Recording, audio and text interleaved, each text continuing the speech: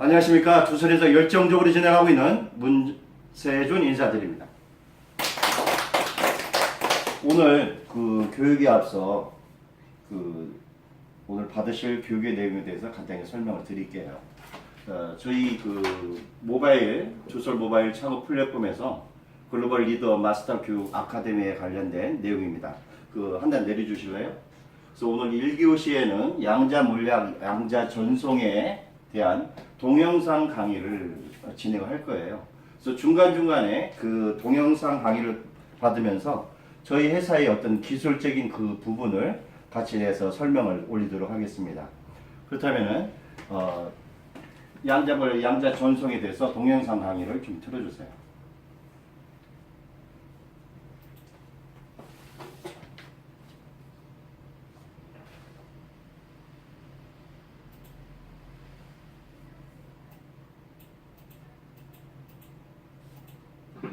고전 물리학을 뒤집은 양자 물리학의 새로운 발상으로 이미 공간 이동은 시작되었다고 합니다. 이것은 물체의 직접적인 이동 없이 양자 상태를 전달하는 양자 원격 전송이란 기술인데요. 그럼 과연 이 기술은 사람의 이동도 가능하게 할까요? 과학, 미래를 열다.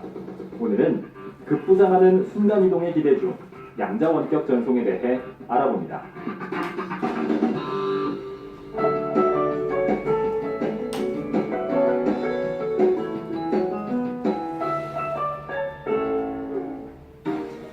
안녕하세요. 고등과학원 교수 김재환입니다.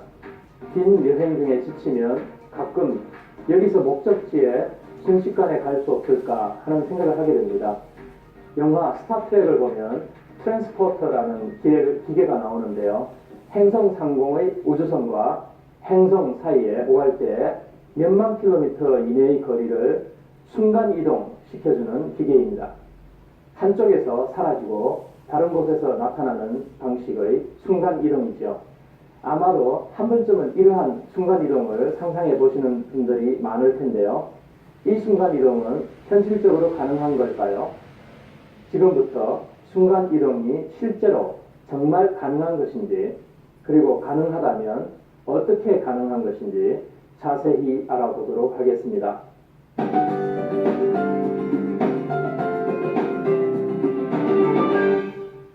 우리가 흔히 순간이동이라고 부르는 것은 말 그대로 눈 깜짝할 사이에 물체 혹은 사람이 이동한다는 뜻인데요.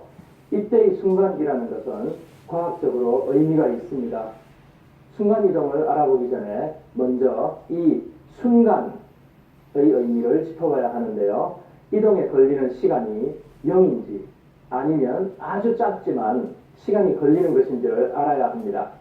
만약 물체가 한 곳에서 사라짐과 동시에 그 물체가 다른 곳에 바로 나타난다면 이동에 걸리는 시간은 없는 거겠죠. 사라짐과 동시에 나타나는 것이니까요. 이때의 순간은 없다, 즉 0이 되는 것인데요. 그리고 이것이 우리가 흔히 상상하는 순간 이동이겠죠. 하지만 이것은 과학적으로는 불가능합니다.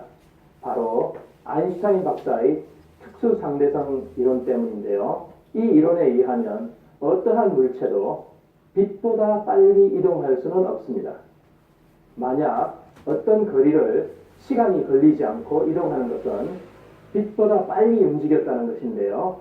빛보다 빠른 것은 없기 때문에 시간이 걸리지 않고 이동하는 것은 불가능한 것이죠. 따라서 순간이동에서의 순간이란 시간이 전혀 걸리지 않는다는 의미가 아니라 반드시 어느 정도 시간이 걸리는 이동이어야 현실적으로 가능합니다. 그럼 이제 순간이동을 해볼까요? 순간의 의미가 0이 아니라면 약간 시간이 걸려도 엄청 빨리 물체를 이동시키면 순간이동이 될 수 있지 않을까 하는 생각이 드실 텐데요. 그럼 우주선에서 한 물체를 행성으로 순간이동시킨다고 가정해 보겠습니다. 특수상대론에 의하면 물체를 가속시키면 점점 무거워지기 때문에 가속을 위해서는 더 큰 힘이 필요하게 되는데요. 이 이론으로 계산하면 50kg의 물체를 아주 짧은 시간에 빛의 속력에 가깝게 가속시키려면 히로시마에 떨어졌던 원자폭탄 몇십 개의 버금가는 힘이 있어야 할 것입니다. 정말 엄청난 힘이 필요한 것이죠.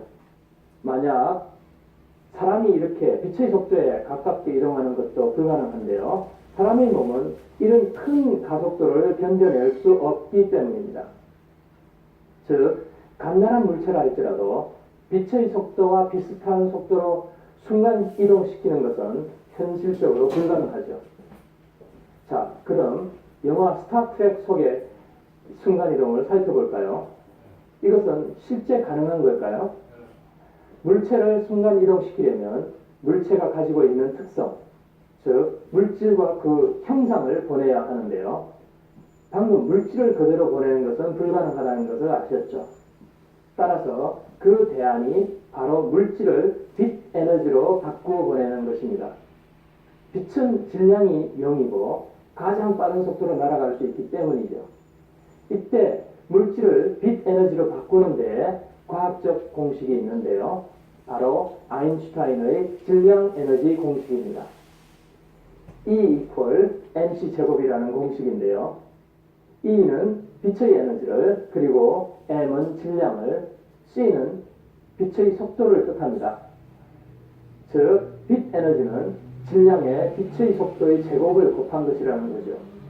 이렇게 물질을 빛 에너지로 바꿨다면 여기에 물체의 형상 정보를 더 마치 레이저 빔을 쏘듯이 보내는 것이죠. 그러면 목적지에서 이 빔이 다시 원래의 모습으로 재조합됩니다. 이것이 바로 우리가 영화 스타트랙에서 봤던 순간 이동의 원리죠. 하지만 여기에 문제가 있습니다.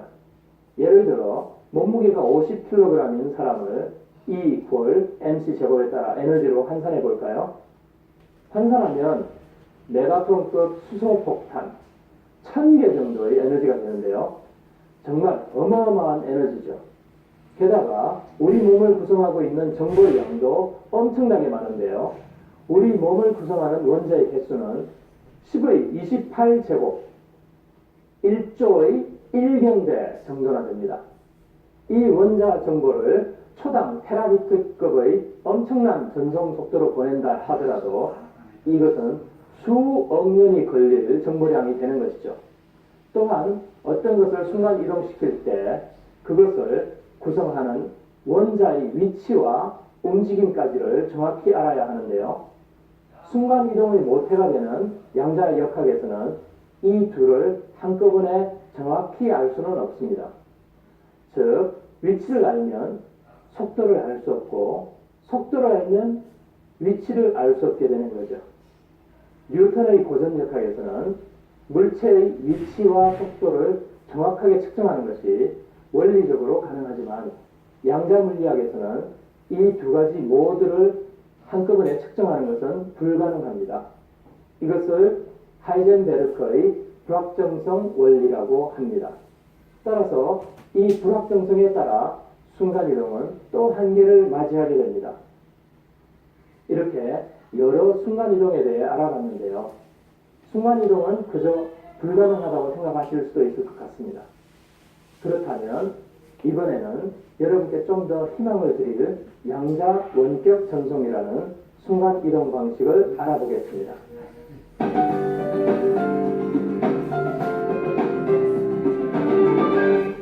양자 원격 전송이라는 말은 양자 상태의 정보를 멀리 옮긴다는 뜻입니다.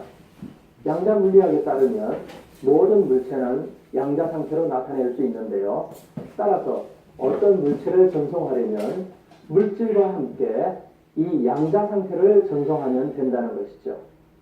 양자 상태란 미시세계의 물체들이 존재하는 하나의 양식을 뜻하는데요. 수소 원자를 예로 들어볼까요?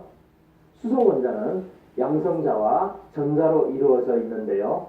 양성자는 핵을 구성하는 요소로서 이 핵 주위로 전자가 돌고 있습니다. 전자는 양성자와 가까운 궤도에 있을 수도 있지만 멀리 떨어진 궤도에 있을 수도 있죠. 이렇게 같은 물체라도 여러 가지 다른 상태들이 존재할 수 있다는 것이 바로 양자 물리학이며 이것을 양자 상태에 있다라고 합니다. 양자 물리학은 뉴턴의 만류인력, 아인슈타인의 상대성 이론을 거쳐 현대 과학의 가장 최신 버전이라고 할 수 있는 학문인데요. 고전 물리학에서는 물체의 물리적 상태를 측정할 때 그것은 물체가 갖고 있는 그대로를 측정하는 것이라 생각하지만 양자 물리학에서는 그 물체의 양자 상태가 있는 그대로 측정되는 것이 아니라 측정된 후에도 양자 상태가 바뀔 수 있기 때문에 측정할 수 없다고 봅니다. 이렇게 양자 상태를 보내는 양자 원격 전송은 우리가 생각한 순간 이동과는 조금 다른데요. 양자 원격 전송은 공상과학 영화나 소설에서처럼 물체를 한 곳에서 다른 곳으로 빠르게 이동시키는 것이 아닙니다. 즉, 물체를 A에서 B로 이동시키는 것이 아니라 A에 있는 물체의 양자 정보를 B에 있던 다른 물체에 받아 그 정보를 그대로 입히는 것이죠. 양자 상태는 정확한 측정이 불가능하기 때문에 양자 상태 그대로를 이동시킬 수 없고 이렇게 다른 물체에 양자 정보를 입혀야 하는 것입니다. 그럼 어떻게 멀리 떨어져 있는 두 물체가 서로 정보를 주고받아 양자 원격 전송이 가능해지는 것일까요? 바로 여기서 우리가 알아야 할 것이 바로 양자 얽힘인데요. 양자 얽힘은 이심, 전심 상태라 부를 수 있습니다. 즉, 양자 얽힘 상태에서는 멀리 떨어져 있어도 서로 마음이 통한다는 것인데요. 예를 들어 양자 얽힘 상태에 있는 A 광자와 B 광자가 아무리 멀리 떨어져 있어도 어떤 결정을 내릴 때 같은 결정을 내린다는 것이죠. A와 B라는 광자가 서로 양자 얽힘 상태에 있을 경우에 A 광자가 어떠한 축을 기준으로 15도 기울어져 있다면 B 광자도 같은 모양으로 기울어져 있고 A 광자가 90도 회전한다면 B도 마찬가지로 회전하게 됩니다. 또한 이 양자 얽힘은 1대1 대응의 성질을 가지고 있는데요. 만약 두 광자가 서로 얽힌 상태에 있는데 둘 중 하나가 얽힌 상태에서 빠져나와 다른 광자와 얽히게 되면은 남은 광자와의 얽힘 상태는 사라지게 되는 것이죠. 자, 그럼 이제 양자 원격 전송 과정을 자세히 살펴볼까요? 갑이라는 사람이 자신이 갖고 있는 X라는 광자를 100km 정도 떨어져 있는 을에게 그대로 전달한다고 가정해 보겠습니다. 양자 원격 전송으로 인해 을은 갑에게 X에 관한 정보를 받아 자신이 가지고 있던 여러 광자 중 하나를 X 광자로 조작하게 될 것입니다. 이것이 바로 양자 원격 전송의 원리죠. 양자 상태는 얽히는 형태 또한 여러 가지 경우가 발생할 수 있는데요. 먼저 X와 A가 같은 위치에서 얽히는 경우를 살펴보겠습니다. 그림을 볼까요? 그림을 보시면 갑이 갖고 있는 X가 보이시죠? 실제 X는 어느 정도 기울어져 있는 광자입니다. 몇 도 정도 기울어져 있는 건지 갑이 을에게 이야기해 준다면 원격 전송은 필요하지 않지만 아까 말씀드린 것처럼 양자 상태는 정확히 측정할 수 없기 때문에 갑 또한 을에게 그 기울기를 정확히 알려줄 수 없습니다. 따라서 양자 원격 전송을 하려면 아까 말씀드렸던 양자 얽힘이 필요한데요. 이제 A와 B가 보이시죠? 이것이 바로 양자 얽힘 상태의 두 광자입니다. 이 둘은 서로 같이 계속 회전하고 있죠. A는 갑의 것이고 B는 을의 광자인데요. X에 관한 양자 정보를 갑이 을에게 전달하기 위해서는 이 얽혀있는 A와 B가 꼭 필요합니다. 그리고 광자 속의 숫자는 양자 상태를 정확히 측정할 수 없기 때문에 움직임을 파악하여 서로에게 알려줄 수 있도록 임의로 숫자로 위치를 표시한 것이죠. 그림과 같은 상태에서 갑이 A와 B의 얽힘을 풀고 A를 X와 얽히게 만듭니다. 이때 얽힘을 만들고 푸는데 사용되는 장치가 바로 비선형 광학 장치인데요. 이 비선형 광학 장치에 의해 얽힌 상태를 만들 수 있습니다. 그리고 이 상태에서 다른 광자와 얽힌 상태를 만들면 자연스럽게 그 전 광자와의 얽힌 상태는 풀어지게 되는 것이죠. 따라서 여기서도 홀로 남은 B는 A와의 얽힘이 풀어지면서 멈추게 됩니다. 자, 이제 A가 X의 정보를 얻어 그 정보가 을에게 전달돼야 할 텐데요. 이번에는 B에서 분리된 A가 X의 정보를 얻기 위해 서로 얽힌 상태가 됐습니다. 그림을 보시면 X와 A가 얽히면서 그 색깔과 모양이 같아졌죠. 아까 말씀드린 것처럼 X의 0, 1, 2, 3과 A의 0, 1, 2, 3이 완전히 똑같이 포개져 얽히는 경우입니다. 이제 갑은 을에게 이 상황을 전달해 줘야 하는데요. 그림의 경우 B가 지금의 상태 그대로 있어야 X와 같아지죠. 따라서 갑은 을에게 전화를 걸거나 또는 인터넷, 케이블 등을 통해서 B를 그대로 두시오 라고 말하면 됩니다. 여기서는 우리가 흔히 사용하는 통신을 사용하는 것이죠. 이렇게 되면 B는 X와 똑같은 모습을 가지게 되는 것이죠. 그럼 이번에는 또 다른 원격 전송을 해볼까요? 잠깐 여기서 이번에는 끝내실래요? X와 A가 얽혔을 때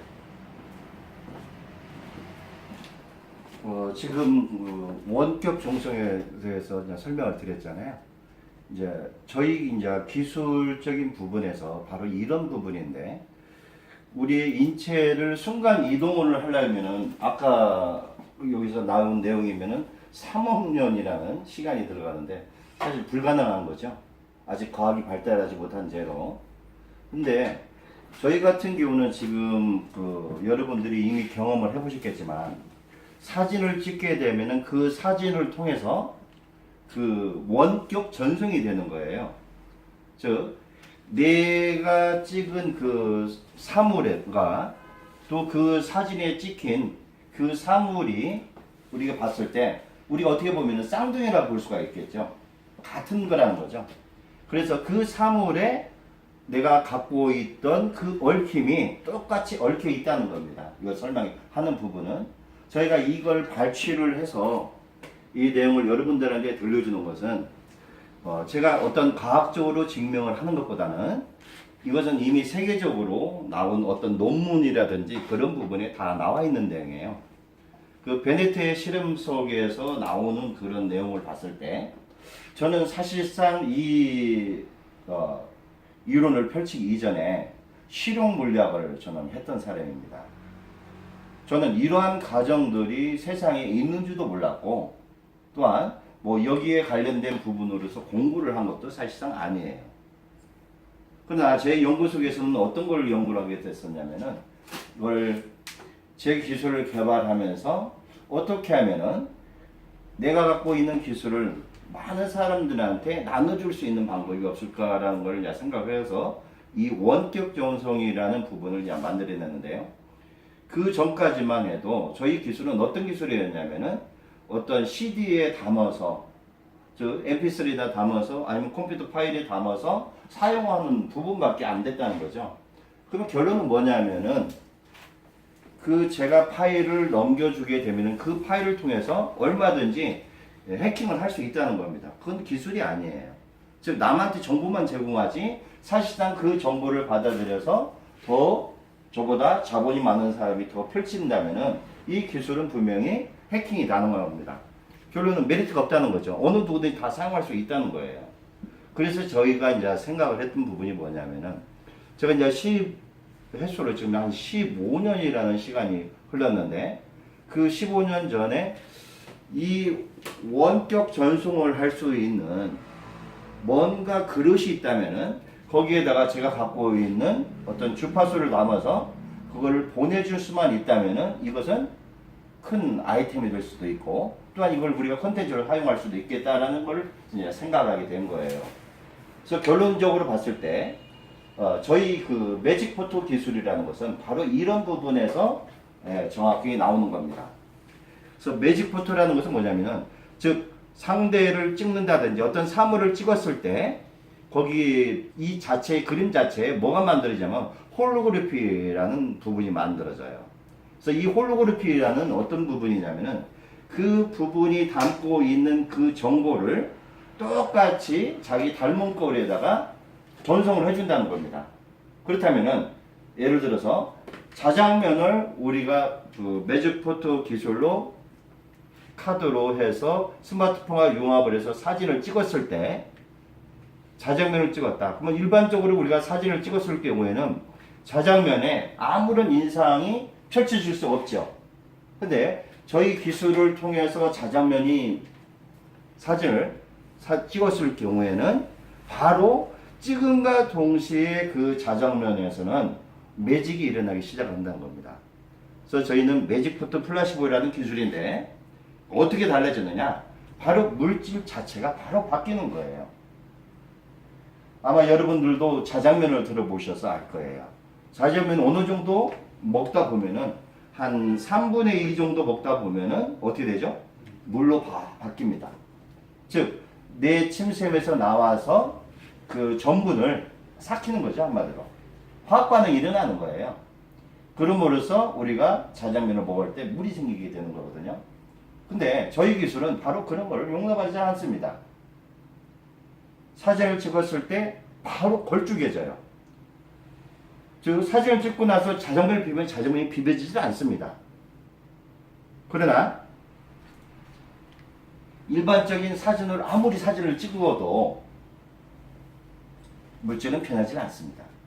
근데 왜 변할까? 이게 굉장히 큰 문제거든요. 우리가 알아야 될 문제입니다. 그건 바로 과학입니다.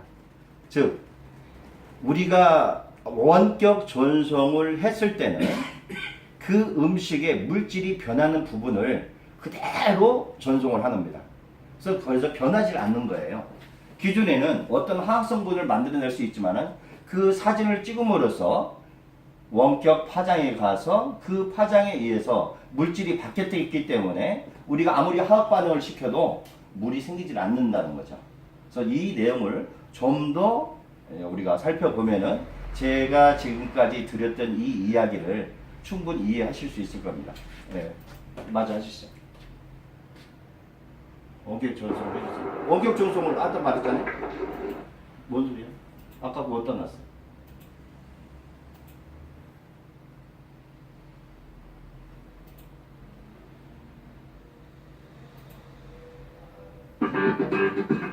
영화 속에서나 꿈꿔왔던 순간이동. 과연 잠깐만요. 아까 그 페이지 어디 엑스레이 갔어요? 정보를 얻어 그 정보가 네. 을에게 전달을 가지게 되는 것. 이렇듯 양자 원격 전송은 물체의 직접적인 이동은 없지만 얽힘 상태를 이용하여 결과적으로 양자 상태를 옮기게 됩니다. 즉 양자 상태는 측정되지 않고서도 전달이 가능하게 되는 것입니다. 이런 양자 원격 전송은 1993년 IBM의 찰스 베넷 등 과학자 6사람이 발표하면서 알려졌는데요. 그리고 1997년 유럽의 사일링거, 디마티니 등이 양자 원격 전송의 첫 실험에 성공하였습니다. 그 이후 여러 공상과학 소설이나 영화, 컴퓨터 게임에 원격 전송이 등장하고 있습니다. 또한 2012년에는 중국이 97km, 유럽이 143km의 거리를 양자 원격 전송하는 데 성공하는 등 세계적으로 불꽃 튀는 경쟁이 붙고 있습니다. 그럼 더 먼 거리로의 원격 전송은 불가능할까요? 원격 전송 거리가 멀어질수록 양자의 얽힌 상태는 불완전해지는데요. 현재의 기술로는 양자 얽힌 상태를 한 번에 완전하게 전송할 수 있는 거리가 143km입니다. 여기까지 끊어주세요. 만약 더 먼 그대로 놔두세요. 움직이지 마시고요.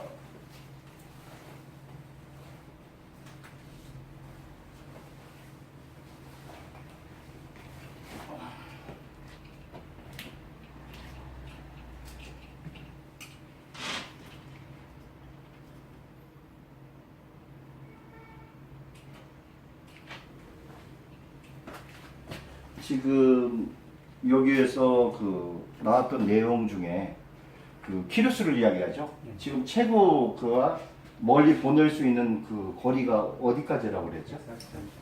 143km? 예. 근데 저희 같은 경우는 그 거리와 상관이 없는 거예요.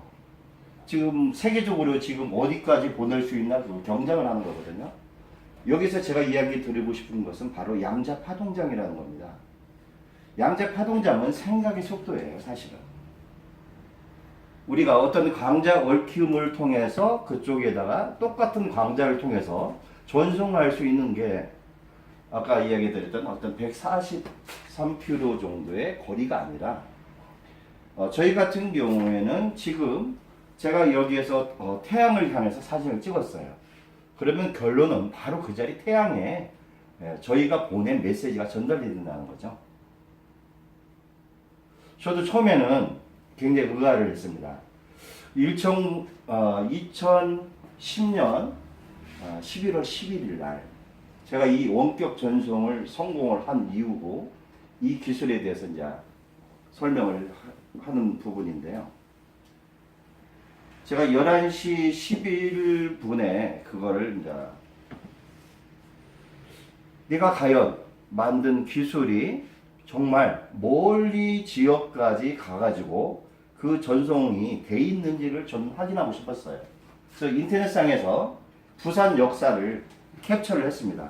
캡처를 해가지고 그 캡처 사진에다가 저희 기술을 융합을 했어요. 융합을 해놓고 저는 직접 부산을 내려갔죠. 내려가서 제가 보낸 메시지는 이러고였어요. 그 부산 역사에 아무것도 에너지상으로 들어가지 않은 부분을 제가 들어가서 에너지를 만약에 체크를 했을 때 오행의 에너지를 내가 보냈을 때 그 오행의 에너지가 역사에 만약에 독착되어 있다면은 저희 기술 원격 전송은 이미 성공한 거겠죠. 그죠? 그래서 저는 그 캡처 사진을 놓고 저희 기술 융합을 해놓고 부산 역사에 내려가서 그 건물을 체크를 해봤습니다. 그랬을 때 내가 보낸 메시지가 그대로 담겨져 있더라고요. 그럼 결론은 뭐냐면은 서울에서 그 부산 역사까지는 키로수가 어느 정도 가죠? 400km. 그렇죠. 네.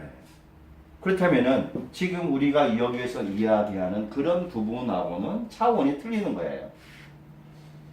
언제가 저희가 이제 제 지인이 있었는데 그분하고 이제 미국 쪽으로 통화를 하고 있는데 시통이 굉장히 심했어요. 근데 내가 그분의 사진을 갖고 있었다는 거죠. 그래서 저는 저희 그분을 원격 전송을 하는 부분에 있어서 그 사진에다가 제가 항상 가지고 휴대하고 있는 레이저가 있습니다. 여기에는 제 기술이 융합되어 있는데요. 그 레이저로 사진을 향해서 아픈 부분을 통해서 에너지를 주입을 시켰습니다. 근데 그 통화하는 과정에서 이가 아프지 않다 이거예요. 어떤 결과가 나왔죠? 참 결국은 제가 부산 역사하고 가는 그 속도나 즉 우리의 어떤 원격 전송이 어떤 지역에 상관없이 순간적으로 이루어진다는 부분이거든요. 그래서 러시아에서는 이 양자 파동장을 토션 필드라고 합니다. 토션장이라고 하죠. 이 토션장이라는 것은 거기에서 나온 그 과학적인 수치가 굉장히 많습니다. 그래서 러시아에서는 그게 굉장히 개발이 많이 돼 있고요. 또한 이 기술을 통해서 많은 걸 지금 만들고 있습니다. 근데 저 같은 경우는 이 양자 파동장을 통해서 어떤 생명공학적으로만 활용을 했었거든요. 근데 저희 지금 기술은 어느 정도 수준까지 와 있냐면은 아직까지 저희 같은 기술을 어떤 매스컴을 통해서 본 적이 없어요. 그럼 결론은 뭐냐면은 이런 기술 자체가 전 세계적으로 없다는 거죠. 한마디로. 아무리 좋은 기술도 써먹지 못하면은 아무 필요가 없습니다. 또한 대중적이지 못하면은 상당히 힘든 부분이거든요. 지금 이 상태에서 저희가 어떤 대기업하고 MOU를 체결을 해서 만약에 사업을 시작한다면은 굉장히 빠른 발전이 되겠죠. 그러나 저희 같은 경우는 애로운 기술이 어떻게 따져보면은요. 그래서 저는 이 기술을 정말 새로운 어떤 트렌드를 만들기 위해서 이 스마트 매직 카드라는 거를 만들게 됐습니다. 스마트 매직 카드에는 NFC 그 칩이 들어가 있고요. 그 태그를 통해서 스마트폰과 융합을 시키는 거예요. 그 융합을 통해서 스마트폰에 어떤 매직이 이제 걸리는 부분인데 그 매직을 통해서 지금 말씀드린 어떤 원격 전송을 우리가 실현할 수도 있고 볼 수도 있고 많은 체험을 할 수가 있다는 겁니다. 그 과학적인 원리로서는 저희가 개발한 이 기술이 양자 파동장, 즉 원격 전송이 되질 않으면은 뭘로 형용할 수 있는 단어가 없어요. 사실상 우리가 사진을 찍어놓고 음식을 표현을 해봤고 여러 가지 어떤 삶을 찍어서 했을 때 나온다는 거죠. 즉 이 공간에서 어떠한 그 냄새가 났을 때 저희 기술을 활용한 부분으로 해서 연결을 했을 때는 그 냄새가 사라지는 것을 어느 누구든지 다 느낄 수 있었다는 것은 뭐냐면은 바로 이제 그런 부분에 의해서 우리의 어떤 상품력을 계속 만들어낼 수가 있다는 거죠. 그래서 이게 착한 기술이기 때문에 가격도 저렴해야 되고 또한 저렴을 통해서 많은 사람들이 다 활용할 수 있는 그런 부분을 만들고자 저희가 이제 기술을 만든 부분이고요. 그래서 이 원격 전송에 관련된 이 부분을 위해서 여러분들이 지금 사실상 재현시키고 있는 부분입니다. 마무리 해주세요. 거리에서 한 번 더 양자를 얽힌 상태로 만든다면 143km 이상의 거리로도 전송이 가능하겠죠.